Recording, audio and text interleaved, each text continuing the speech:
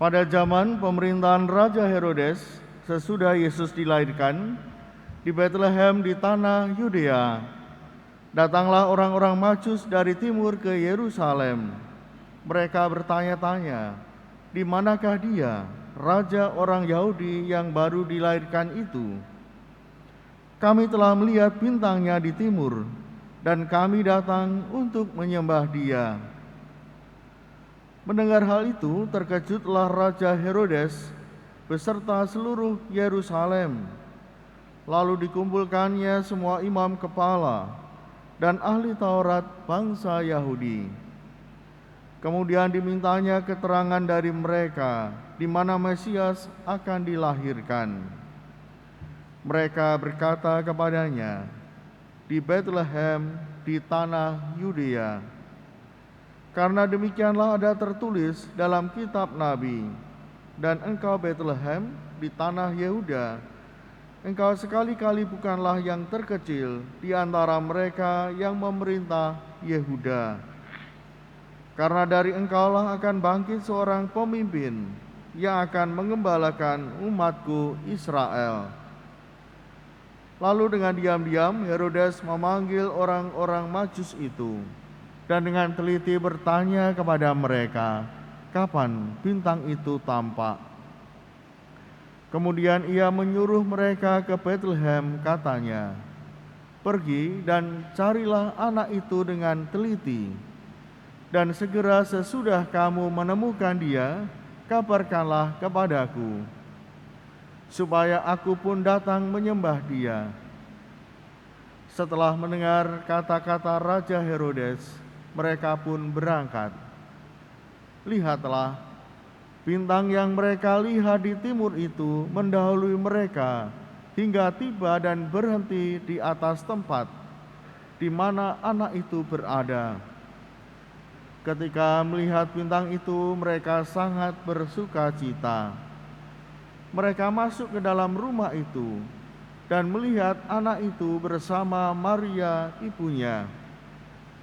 Lalu mereka sujud menyembah dia.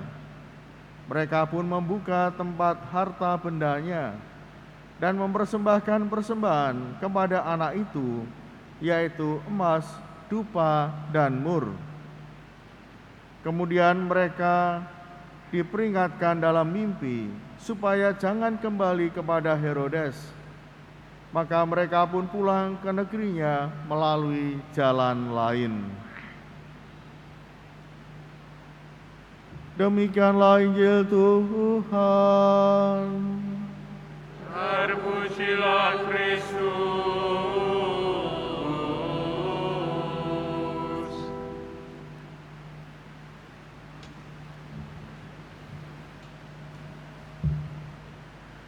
Bapak, Ibu, Saudara-saudari, dan adik-adik yang dikasihi Tuhan,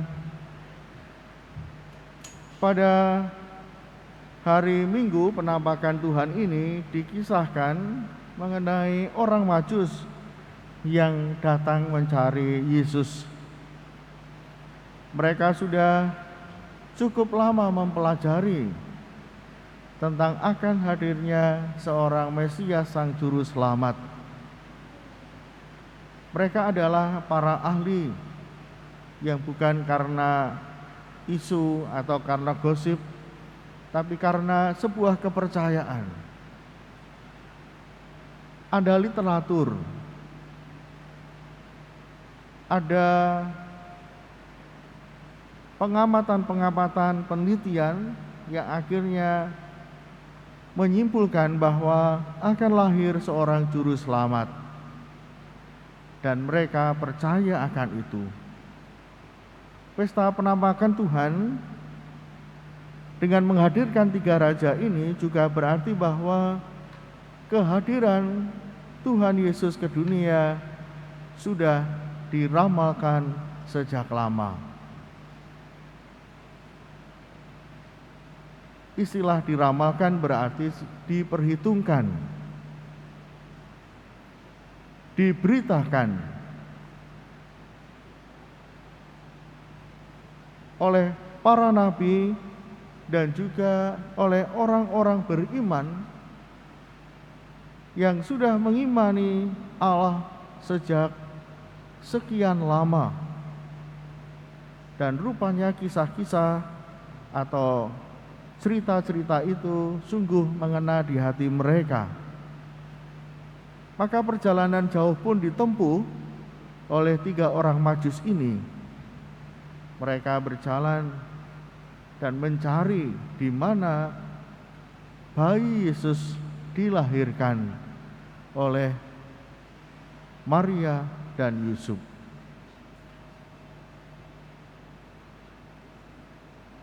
Mengapa bagi 3 raja ini penting atau orang Majus ini penting? Karena ramalan ini atau berita informasi tentang itu sungguh-sungguh sangat masuk akal. Sebenarnya mereka mewakili komunitas mereka. Mereka adalah simbol atau perwakilan dari orang-orang yang percaya akan berita kelahiran Sang Juru Selamat. Dan kepercayaan ini mendorong kuat supaya mereka mencari dan menemukan. Dan karena mereka sungguh percaya dan berjuang, maka akhirnya menemukan tempat itu. Meskipun ada kesulitan-kesulitan, tentu kesulitan tantangan alam dalam perjalanan, waktu yang ditempuh, ya, sekian lamanya. Dan juga ketika mendekati lokasi di mana Yesus ini dilahirkan, mereka pun juga kesulitan. Mereka bertanya. Namun karena tidak mendapatkan jawaban, maka mereka memohon petunjuk kepada Allah. Dan petunjuk itu diberikan, yaitu mereka mengikuti bintang. Pada akhirnya usaha mereka berhasil. Mereka menemukan di mana Maria, Yusuf, dan bayi Tuhan Yesus.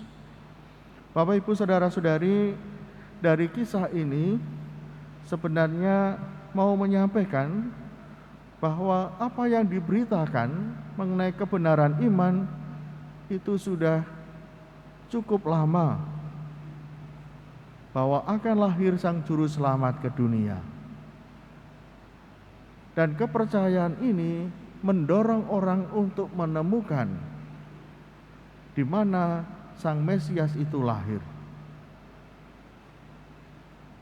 Ketika orang mengikuti dorongan dan berupaya mencari, maka akan menemukan.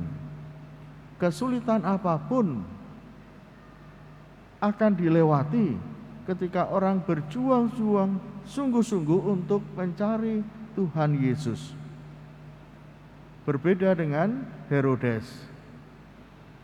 Herodes tidak mencari sendiri, dia mendengar lalu bertanya dan minta tolong orang lain untuk mencarikan. Maka di situ apapun usahanya, ketika melalui orang lain akan berbeda hasilnya.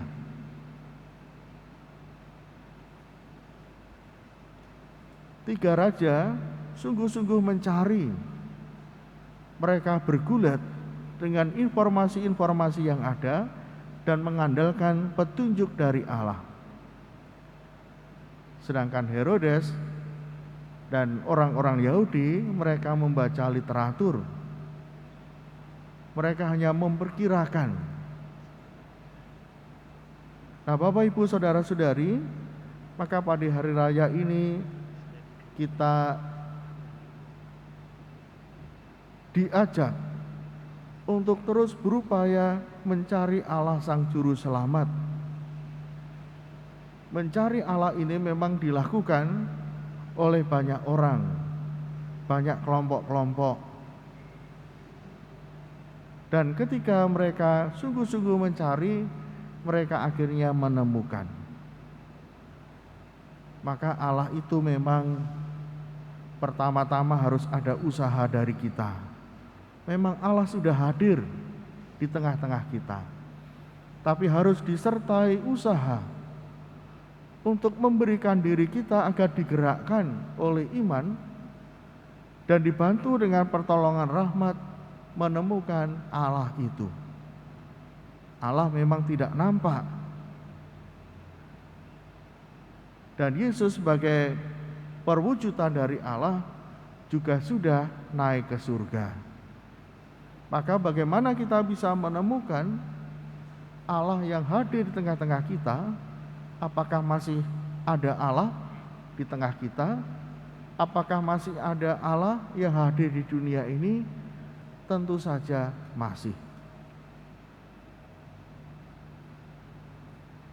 Kehadiran Allah sekarang ini justru lebih luas lagi, dengan berbagai macam cara Allah hadir dalam diri kita, dalam hidup kita. Tanda itu penting. Kehadiran Allah kita ketahui lewat tanda-tanda. Tanda yang paling utama, paling nampak yang diberikan Allah adalah tanda cinta kasih.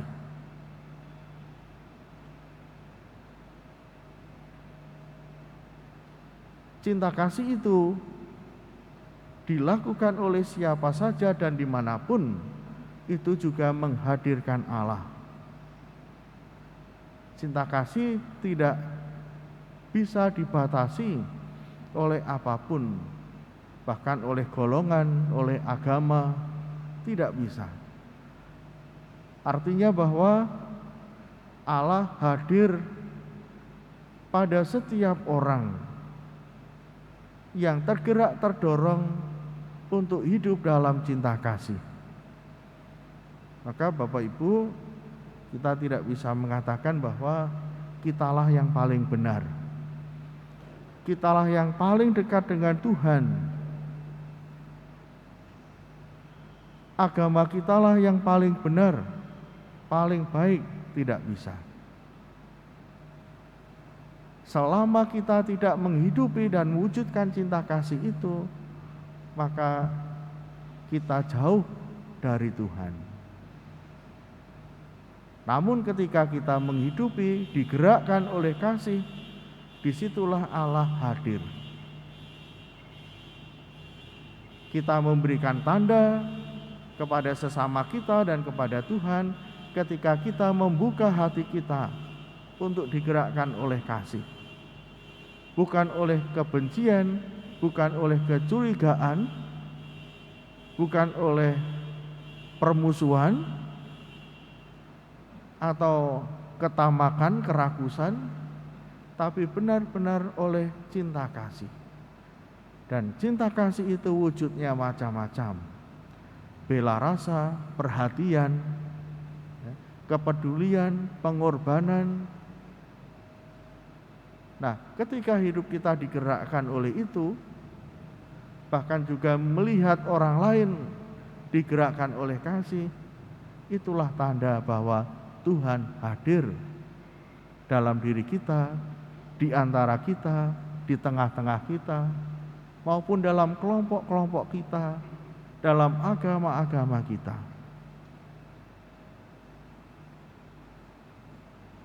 Maka yang kita lakukan adalah membuka diri, dan terutama dalam lembaga gereja kita juga selalu mohon petunjuk agar apa yang kita lakukan ini sungguh digerakkan oleh kasih, bukan digerakkan oleh dorongan-dorongan manusiawi yang lain, tapi oleh kasih. Dan hasil dari kasih itu adalah tumbuh dan munculnya rasa persaudaraan, rasa kegembiraan, kebahagiaan, dan kita tidak merasa sendirian dalam hidup ini karena ada orang-orang yang saling memperhatikan satu sama lain.